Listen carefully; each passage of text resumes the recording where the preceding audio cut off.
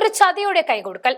പാലം കടക്കുവോളം നാരായണ എന്ന് വിളിച്ച ഒമർ അബ്ദുള്ള മുഖ്യമന്ത്രിയായി കഴിഞ്ഞപ്പോൾ മുതൽ ഇന്ത്യ സഖ്യത്തിനെതിരെ തിരിയാൻ തുടങ്ങിയതാണ്.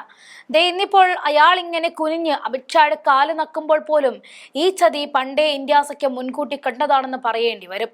ജമ്മു കാശ്മീരിൽ സംസ്ഥാന പദവി പുനഃസ്ഥാപിക്കുമെന്ന് ഉറപ്പിക്കാൻ ഭരണം പിടിച്ച ഇന്ത്യ സഖ്യത്തിന്റെ തൊലി ഉരിയുന്ന നടപടിയാണ് അവിടുത്തെ മുഖ്യമന്ത്രി ഒമർ അബ്ദുള്ള കാണിച്ചിരിക്കുന്നത്. നിങ്ങളുടെ കക്ഷത്തിരിക്കുന്ന ആ സംസ്ഥാന പദവി ഞങ്ങൾക്കിങ്ങ് തരണമെന്ന് താണുകീണ് അപേക്ഷിക്കുകയാണ് ഇന്ത്യ സഖ്യത്തിന്റെ ലേബൽ പിടിച്ച് അധികാരത്തിൽ കയറിയ ഒമർ അബ്ദുള്ള. സഖ്യം പിരിച്ചുവിടൂ എന്ന് വരെ പറയാൻ നാവ് പൊന്തിച്ച അതേ ഉൾച്ചൂര് കൊണ്ട് BJPക്ക് അടിയറവ് വെക്കുമ്പോൾ തനിക്ക് എന്ത് രാഷ്ട്രീയ ബോധമാണുള്ളത് എന്ന ചോദ്യമാണ് ഇവിടെ കൂടുതൽ ഇണങ്ങുക. 30 മിനിറ്റ് നീണ്ടുനിന്ന കൂടിക്കാഴ്ചയിൽ ജമ്മു കാശ്മീരിന് സംസ്ഥാന പദവി പുനഃസ്ഥാപിക്കുന്ന വിഷയം കൂടാതെ കേന്ദ്രഭരണ പ്രദേശത്തെ ക്രമസമാധാന നിലയെക്കുറിച്ചും സംസാരിച്ചു. ആഭ്യന്തര മന്ത്രാലയം പരിശോധിക്കാൻ സാധ്യതയുള്ള ബിസിനസ് നിയമങ്ങളെക്കുറിച്ച് അബ്ദുള്ള ആഭ്യന്തരമന്ത്രിയെ അറിയിച്ചതായിട്ടും ഉദ്യോഗസ്ഥങ്ങൾ പറഞ്ഞു.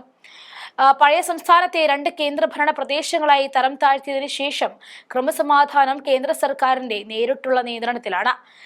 നിർമ്മാണ മേഖലയെ പ്രോത്സാഹിപ്പിക്കുന്നതിനും കൂടുതൽ വിനോദസഞ്ചാരികളെ ആകർഷിക്കുന്നതിനുമായുള്ള വ്യവസായിക ടൂറിസം നയങ്ങളിലെ ചില മാറ്റങ്ങളെക്കുറിച്ചും അബ്ദുള്ള ചർച്ച ചെയ്തു. പ്രധാനമന്ത്രി നരേന്ദ്രമോദിയും അമിത്ഷായും പലതവണ ഈ വാഗ്ദാനം ചെയ്തിട്ടുണ്ട്. ക്രമസമാധാന നിലയിൽ ഒരു ശൂന്യതയും ഉണ്ടാകരുത് എന്ന് ഉമർ അബ്ദുള്ള യോഗത്തിൽ പറഞ്ഞിരുന്നു. ജമ്മു കാശ്മീരിലെ ജനങ്ങളും ഒപ്പം കൊണ്ടുപോകേണ്ടി വരുമെന്നും അദ്ദേഹം പറഞ്ഞു. ഈ മറുപടി മോദിക്കും അമിത്ഷായ്ക്കുമുള്ള വിശ്വാസം നൽകുന്നതിനപ്പുറം രാഹുൽ ഗാന്ധി ഉൾപ്പെടെയുള്ളവരെ തള്ളുന്നതിനും തുല്യമാണ്. കാരണം ആർട്ടിക്കിൾ 370 എടുത്തു കളഞ്ഞ് സംസ്ഥാന പദവി ഇല്ലാതാക്കിയ ആളുകൾ തന്നെ അത് വീണ്ടെടുത്ത് തരുമെന്ന് പറയുന്നത് എന്തടിസ്ഥാനത്തിലാണെന്ന് മനസ്സിലാകുന്നില്ല. മാത്രമല്ല, താരതമ്യേന മുസ്ലിം ഭൂരിപക്ഷമുള്ള സംസ്ഥാനമാണ് കാശ്മീർ. അവിടെ അവരെ ഇല്ലാതാക്കാൻ നടക്കുന്ന ഒരു പാർട്ടി അവർക്കായി എന്തെങ്കിലും കരുതി വെക്കുമെന്ന് കരുതുന്നത് തന്നെ തെറ്റ്. അതേസമയം നാഷണൽ കോൺഫറൻസും കോൺഗ്രസും തമ്മിലുള്ള ബന്ധത്തെക്കുറിച്ച് ചോദിച്ചപ്പോൾ അബ്ദുള്ള പറഞ്ഞത് അടുത്ത ഇന്ത്യ സഖ്യ യോഗത്തിൽ ഞാൻ അതിനെക്കുറിച്ച് സംസാരിക്കുമെന്നാണ്. കഴിഞ്ഞ ജമ്മു കാശ്മീർ തെരഞ്ഞെടുപ്പിൽ അവർ ഒന്നിച്ചാണ് നിന്നത്. എന്നിട്ട് ഒമർ അബ്ദുള്ള മുഖ്യമന്ത്രിയായപ്പോൾ കോൺഗ്രസിനെ നൈസായിട്ട് അങ്ങ് തഴഞ്ഞു.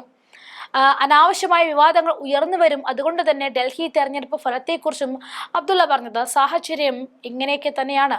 ഒന്നുകിൽ ചിരിക്കുകയോ കരയുകയോ ചെയ്യേണ്ട അവസ്ഥയിലാണ് ഇപ്പോൾ ഞാൻ നിൽക്കുന്നത്.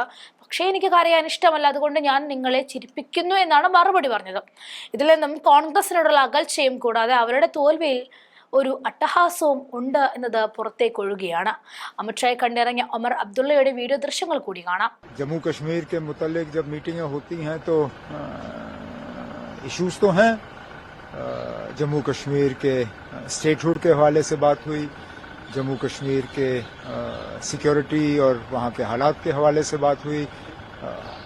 3 मार्च को हमारा बजट सेशन लगना है, उस संदर्भ में गृह मंत्री साहब से बात हुई. गवर्नेंस और इन चीज़ों को लेके तफसीलन जो बातें करनी थी हमने की.